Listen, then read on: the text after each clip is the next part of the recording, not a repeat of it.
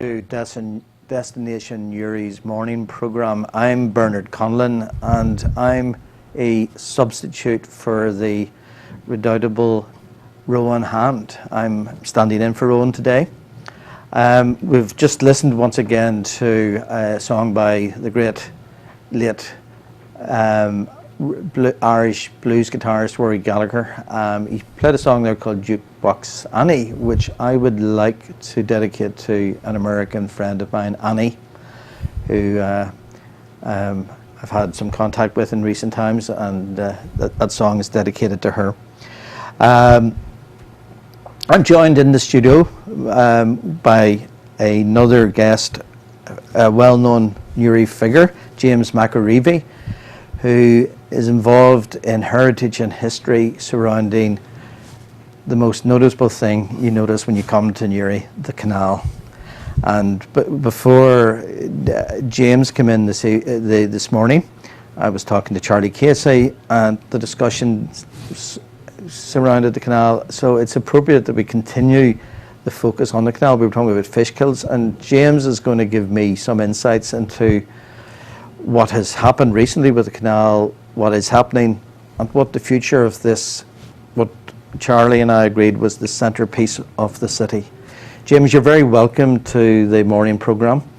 Good morning, Bernard. Thank you. And as I say, you're going to continue the discussion on the canal, which runs right through the recently created city of Newry, and which will feature very prominently in its future, judging by the walkways and the railings that are surrounding the canal. So it has a great future. But if you, somebody who doesn't know a lot about the canal, can you just give me a few words of background to the canal's significance and what needs to be done to bring the canal back to a sort of the glory that it deserves? Well, the canal is a scheduled monument,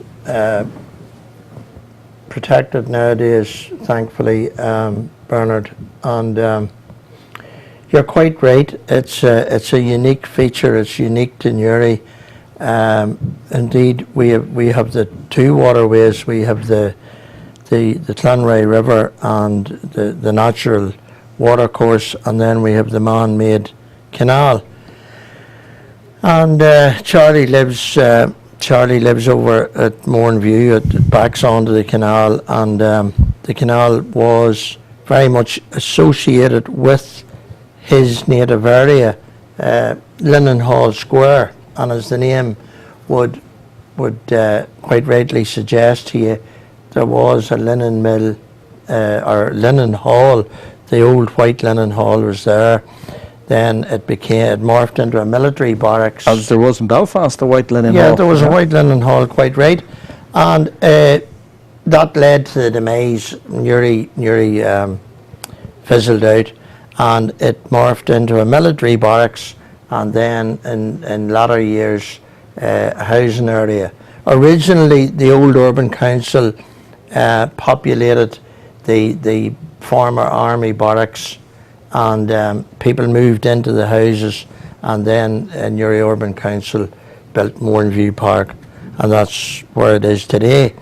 But one of the projects that was done over there, and Charlie and his brother were very much involved, was the refurbishment of the Linen Hall Gate, which would have been the east side entrance into the Linen Hall, and the gate was refurbished by DSD 2 years ago. It's a beautiful feature, really enhances the area, and it's what lies behind it, Bernard, and tells you the story. But you asked about the significance of the canal. To put it very briefly, the Newry Canal was the economic driver for the development of Newry, because when... What sort of period was that? Well, the canal through the 19th century, 18th century? Yeah, the canal through the town is 18th century. It was opened in 1742. Now that was from Portadown down into Newry. Now not into the Albert Basin, it wasn't built till 1850. The canal exited into the Clanray River just at the end of Kilmurray Street, where Lily's shop is today, at the junction of Key Street, Kilmurray Street. The canal exited via a lock into the river. And it links the town of Newry right to Warren Point, doesn't it?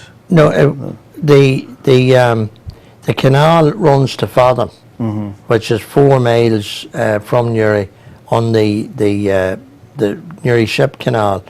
It's a 4 mile stretch, but that leads into the Newry River again and into Carlingford Lough, Right. and hence the Irish Sea and global destinations. Okay. You Not know, just and- destination Newry, but global And destination. we had ships in the 18th century coming and going from destinations across the world. Right. Sugar cane was being brought in from Jamaica. We had timber from the Baltic, from Canada. We had glass being exported to New Orleans. Richardson's, the linen manufacturers, had offices in New York and Philadelphia. You So know, Newry has a rich and vibrant economic and social history, courtesy of the link with the sea. the Newry Canal we were a port by default, Yes. lying 6 miles inland. An unusual type of port. And when you think, Bernard, a canal to Portadown built over 11 years by hand. There's the Navy Memorial at Sugar Island, navigators, the builders of the canal, and those men, there's adverts in the local press at the time, they were paid 7 old pennies a day, and bring your own tools. And they lived in camps as they moved along. And when you stop and think of it, the canal to Portadown is some 18 miles long. And to Is go there back, remnants of the Portadown to Newry stretch anymore? oh Is yeah, that- it's fully intact. Okay, to Portadown. Oh yeah. Didn't realise that. The water course, that's why we're so fortunate. The water course is entirely, it's there in its entirety. There are no crossovers, there are no breaks. There's no locks. There's locks, but I mean, there's no, the actual water course hasn't been dissected in any way. If it was restored, there would be a continuous water course to Portadown. Sure. But the Newry Canal towpath, and you might find this hard to believe, but it's documented on annual reports. The Newry Canal towpath attracts the second highest footfall in the north of Ireland, behind, what do you think is the biggest one? Footfall, the canal, the Lagan footpath or towpath? No, Giant's Causeway. Jan's Causeway. Okay. Well, the Newry Canal comes in behind it Right. with almost 300,000 visitors a So year. that goes from where to where? From the centre of Newry to Portadown? Portadown. Okay. And you can walk, you can ride a bicycle, you know, it's tarmacked, and it's a fantastic facility for people, Tourism, recreation. tourism, recreation, and it's free. Out in the open air, it's safe with children, families can go along, Right. pedestrian area, you know, although there is a small section just outside Points Pass. And it's a where- good where symbolic link. it's a public It's road. a good symbolic link for community relations too, when you think about it, linking Newry with Portadown. Yeah, and it goes to areas where people would be of the opposite tradition, like around Scarva, etc. But I mean, as you say, a great exercise. People are out. A common facility, you know, for the community, basically. Absolutely fantastic, right. and more people are discovering it and availing, Bernard, and that's what it's all about. Right. What about bringing the canal back into some kind of the recreational use in terms of boats on the canal and restoring? I'm based in Belfast, and I have been coming down to Newry now for the last month or two, just over a month, and I can see what's happening with the canal. It's becoming a physical centerpiece. There's new footpaths, Yeah. there's new railings, Well, that's appearing. still work in progress. I see, but I look into the canal and the river, and I say, well, there's Work to be done. Work to be done. Yeah, absolutely, So no doubt. That's in the pipeline, is it? What we're trying to do, Bernard, you know, what the whole focus is to try and grow the maritime brand once again. You know, this time in reflection of the rich maritime tradition that we have in Uri. Between the personalities who helped to write that history and the actual events themselves, and of course the built heritage that we have today, you know, it's important to maximize the potential that is there. Now, you quite rightly mentioned the new footpath, the public realm scheme. That commenced in October last year. It represents an investment, inward investment of £2.4 million, 2 million from the DSD, 400,000 from the local authority, Uri and Mourne Council, and the council are managing the project. Now, the chap that was in charge of that, Seamus Crossy, he's an official with the council. He was also in charge of the Uri Navy Memorial project at Sugar Island. So Seamus brought a lot of expertise, and that helped to streamline the administration, etc., of the project. Now, it's going to be officially opened, Bernard, on the 26th of August. Right, so there'll be a big bash. Well, the last... Or splash. the last section of it, down at Buttercrane, that is where it's been fine-tuned at the moment. Right. There's a new piece of public art been installed there, and new seating, etc. And then across the road we have Fisher Park, which we refurbished with the council last year. The electricity supply has been put into Fisher Park. It'll mean that we can illuminate the trees. We could have murals that can be illuminated, etc.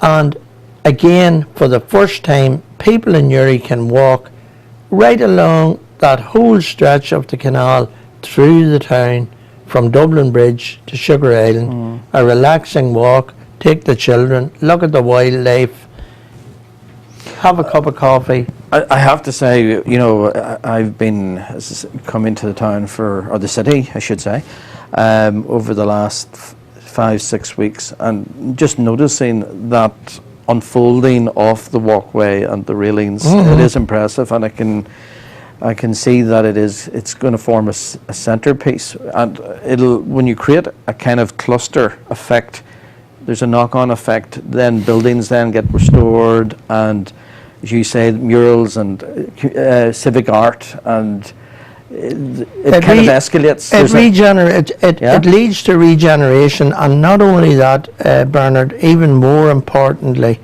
it creates civic pride, civic identity. Of course, you know, the people, you know, they get a pride in the area where they come from. And speaking as a Uri man, born and reared, it's great to see the investment. It's great to see the place looking well, and it's great to see people walking along the side of the canal where previously they had to squeeze along between parked cars and a very narrow little footway that was barely a foot wide. And now, if you go down, there are people, especially in the evening times, families walking along. Now at present, there's families of ducklings, etc., drawing a lot of attention. Like, I mean, with the way urban environments are going, James, like there's talk about the future of the high street, but these kind of cultural heritage, integrated cultural and heritage schemes, also with new industries, like I've heard Uri, there's been a lot of good jobs news in Uri recently about sectors like the IT, but they can congregate around these centerpieces like canals, can't they? Well, I mean, if you take, and that's a good point that you make, Bernard, if you take the good news factor with the employment, we've got First Derivatives. Now, look at the location of First Derivatives on Canal Quay. And 200 years ago, that was a vital trading hub with the mill just up the road, and the sugar house, etc., where Sugar Island has derived its name from. And again, we had ships coming in from Jamaica. We had maize coming from as far away as South America into the mill. And now, 200 years later, at the cutting edge of technology, we have this farm growing in Uri. And I mean, Mr. Conlon could locate that. Namesake of my own. Yes, he could locate that business anywhere. Yes. Of course he could. But thankfully, he's keeping it in Uri, Right. and But it Uri is seeing sounds the as if benefit. with the regeneration, it sounds as if Uri, and there's this cultural and heritage tourism integrated with new forms of economic and industrial activity, plus a strong sense of the past and recreating and regenerating is the way you create your future. Yeah, and it sounds as if this is what you're doing here. And growing the sense of civic pride. Right. So is there plans to provide any kind of interpretive centre or, an animation of the maritime heritage and the canal heritage? We would hope, Bernard, that the public realm scheme through the town will be a catalyst for future development. Now, key to that is the development of the Albert Basin, and that's the next area that we have to approach. Right. And that's going to be an interesting scenario. So, I mean, I've heard also about what's going on between the link between Steve Gullion, the Mourns and the Coolies, and even the possibility of a bridge across Carnforth. So the geotourism element. It sounds that there is ecological, environmental and cultural tourism developing. There's great potential there, Bernard, for a crossover and for, the joint progression of all these schemes. Instead of disparate bodies cooperate, move together, progress together. James, just by our short chat this morning, I've got a sense that Uri, which has evolved from being a town into being a city, is recreating its own future, and there's an air of, I've just spoken to a few Uri people, but there's an air of optimism. And an upbeat mood afoot. Yeah.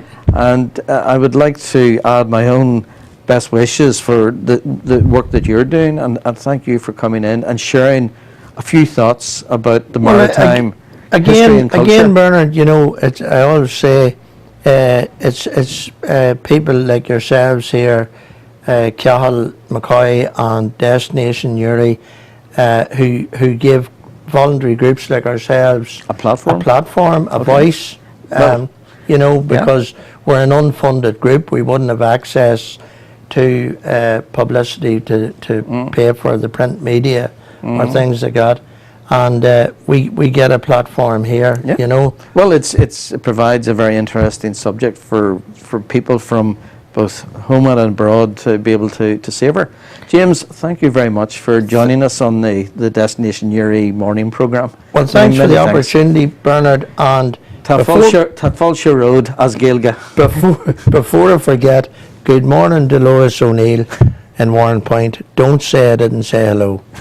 James, many thanks. Thank you, Bernard. You're welcome.